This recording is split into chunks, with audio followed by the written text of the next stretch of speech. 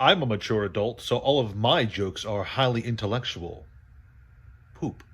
Hey guys, and welcome back to the garage. I'm Uncle Frank, and that you are having a great day. And in today's video, I'm going to sit back in my not that squeaky chair, relax, and have a little conversation with all of you guys about this guy, one of my favorite Yu-Gi-Oh cards of all time. This is Don Zalug. He's not that great. His effect is kind of cool, but he is memorable to me. I first fell in love with this little guy after watching the Yu-Gi-Oh GX anime where he showed up, and I was like, damn, that guy's cool as hell.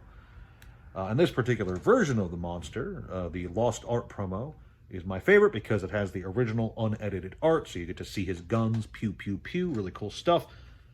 And a sad thing for the Lost Art promos is, for the most part, a lot of the cards in the Lost Art set, it's a weird category. Most of those are being kind of ignored, and have been for years. Ever since the promo's introduction, there have been a handful of cards that people have wanted, the Exodia, Dark Magician Girl, etc. But even those have been kind of stagnant. Oh, and Monster Reborn, I think people like that one a lot too. But you know, as I was keeping an eye on Yu-Gi-Oh markets over the last few months, I've noticed that Don Zalug has slowly crept up over the last 3 months, basically since the start of January. And now he's at $7, which is impressive. And he's not alone. The Dark Magician Girl, the first printing from the Lost Art promo, has been slowly disappearing off the markets. And we're noticing some interesting sales data with cards like Lost Art Persinatrix. This was a card that had been $8 basically since it was printed, with the exception of like the first week or so when people were scrambling to get it. But this was like an $8 card and no one was really buying it. But now it's a $15 card and we're seeing regular sales almost every day for it, which is pretty impressive, all things considered. And the Lost Art promo isn't alone with this behavior.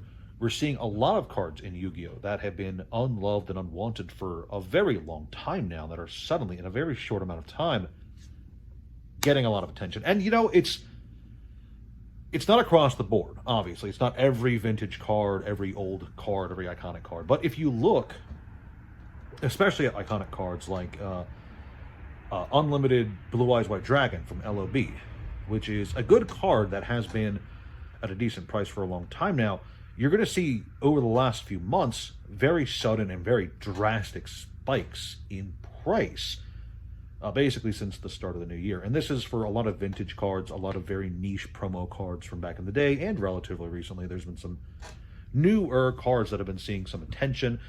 There's some cards on the ban list that are getting a lot more attention, I think, than usual. And if you're looking at the Yu-Gi-Oh market as a whole, you're looking at some just interesting price movements and some interesting sales data, especially if you're just looking at TCG Player. eBay's a bit harder to track everything, but it is there. I'm sure if you want to do the work, it's there for you. So what's going on here? Why is there a very sudden recent boom in Yu-Gi-Oh? Well, some people online want to attribute it to the Logan Paul situation where he's cracking open an LOB box to hype up whatever his new stunt is or whatever. And it's true that that will definitely bring attention to Yu-Gi-Oh! Whenever a big name celebrity talks about a thing, that's going to get some attention on that thing. That's just the way of the world. Other people are talking about Rarity Collection 5 coming up. It's less than 30 days away, I think. And there's a lot of hype around that. It might potentially revitalize Yu-Gi-Oh! As a collectible, if it's done right. I've talked about this before. If it's done right, it could, in theory, fix Yu-Gi-Oh! Collecting forever, blah, blah, blah. I'm not going to get into that right now. But it's definitely true that Rarity Collection 5 is bringing attention to Yu-Gi-Oh! As well. And there's other things, too. Some tournaments that are apparently being... I guess there's some exciting stuff going on in the metagame right now. I don't know. I don't play... I've talked about this before. I don't play Modern Yu-Gi-Oh! But I think it's important to remember that these individual factors... I think it's important to remember that, yes, these factors are affecting the Yu-Gi-Oh! Market, absolutely. But we are also in one of the most positive TCG markets we've ever been in. And it's not really a surprise that Yu-Gi-Oh! especially vintage Yu-Gi-Oh and niche Yu-Gi-Oh promo cards, it's not a surprise that these items are seeing attention. It's just not. Um, because as people are looking to make money, they're going to look towards avenues of potential money too. I worded that really poorly. They're going to look towards things that haven't necessarily exploded in value yet. They're going to look towards things that have the chance to appreciate very well. And Pokemon's been doing great, but I've said this before. A lot of value in Pokemon has been captured already. There's been loads of examples of cards that have spiked up drastically or are being manipulated by individuals or groups of individuals for a profit, but that hasn't really happened in the last 12 months for Yu-Gi-Oh! In fact, we've seen a lot of stagnation for Yu-Gi-Oh! Over the last 12 months or so, which is interesting because it's not really a surprise to me that attention would eventually veer over to Yu-Gi-Oh! It's not a surprise to me at all because it is one of the older games. It still has a very large, very fanatical fan base. It's getting regular releases. It does have, even in the modern day, some very collectible cards that are very desirable to the right people. And I think some other factors too just combine to make it, the nostalgia factor. I think those all work together to make Yu-Gi-Oh! What I'd like to call an ideal ticking time bomb of potential, because, it could just be that we're looking at the edge of what could be Yu-Gi-Oh's big boom, the big Pokemon boom for Yu-Gi-Oh! Like how it happened for Pokemon, it happened for One Piece, happened a bit for Magic. It could be coming to Yu-Gi-Oh! Now. And what could the ramifications of that actually be? Well, I think the big thing to remember is that new Yu-Gi-Oh! Product still isn't great. So I don't think this could, hypothetically, if we are in a hypothetical situation where cards are starting to move, people's quiet money starting to move into Yu-Gi-Oh!, big money starting to move into Yu-Gi-Oh! And buying things up, I think it's important to remember that, there's a lot of potential for Yu-Gi-Oh!, but a lot of modern product for Yu-Gi-Oh! Doesn't have the greatest potential. There's still a lot of good potential there, but a lot of attention's going to be towards the vintage stuff, like I've said, the vintage stuff, old promo cards, video game promo cards that are still kind of cool. There's a lot of cool ones out there, especially some of the really old ones. Old boxes that haven't really moved at all in years. Old classic staples that haven't moved in years, but have seen attention because of older formats. Cards that have stuck out in their meta that have just not been playable since over a decade. And something that I don't think is going to move a whole lot, or at least I'd be surprised if it did, is a lot of these modern boxes that you're seeing collapse to like $30, $40, $50. Because those collapse for a reason. And the reason is not, everyone hates Yu-Gi-Oh! The reason is the Yu-Gi-Oh! Fan base doesn't see a lot of value there. They don't see a lot of reason to crack these boxes open, so they sit stagnant on store shelves until someone comes along and buys as many as they can. And it's certainly possible that someone will, or a group of people will, decide to invest in these $30 boxes and buy them all up and corner the market. But even in a hype market, if there's not a lot of actual genuine demand, you'll see that those prices will stagnate back downwards again.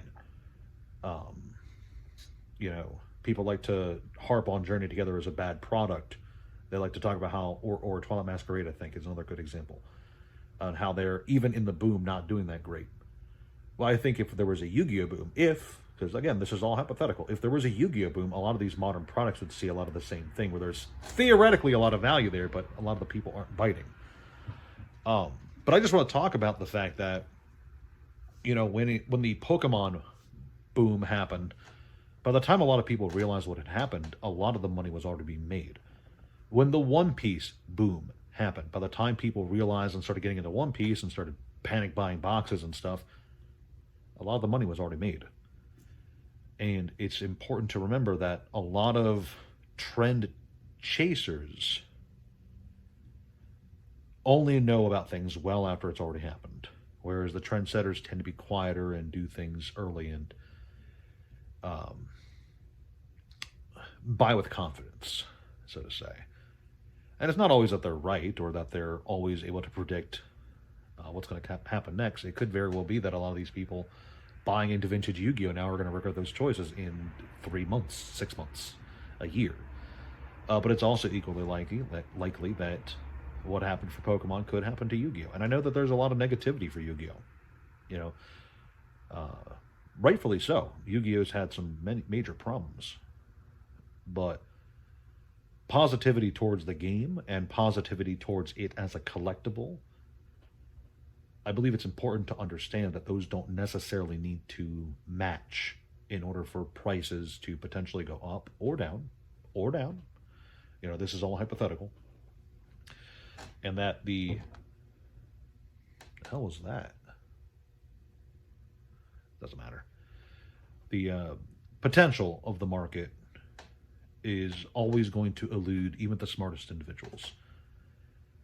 But if enough people are buying things up and buying into a belief, that alone is enough to move the market, regardless of how fluid it is or how much negativity could be weighing against it. If enough people are positive, prices will be positive. If enough people are negative, prices will be negative. It's just a simple fact of life. But I suppose that is a conversation for another day. What do you guys think? Please like, share, subscribe to the channel. Leave a comment down below if you agree with my overall hypothesis or disagree with me. You know, I just like talking about Yu-Gi-Oh!, especially since I've been... I think it's no big secret that I've been rather bullish on the future of Yu-Gi-Oh!, especially since the start of the Pokemon boom, just because, you know, Yu-Gi-Oh! Has a lot of potential, I think. I could be wrong. I could be wrong. I could be very wrong. But I think looking at some of the explosive price action for the last 3 months, and I have been tracking some of it, it gives me a lot of optimism. But anyway, check out the Discord, check out the Patreon, check out my TCG player. I don't think I shill my TCG player store here on the channel a lot. I'm on TCG player. Check it out. That's all I got though. Thanks for watching. Ciao.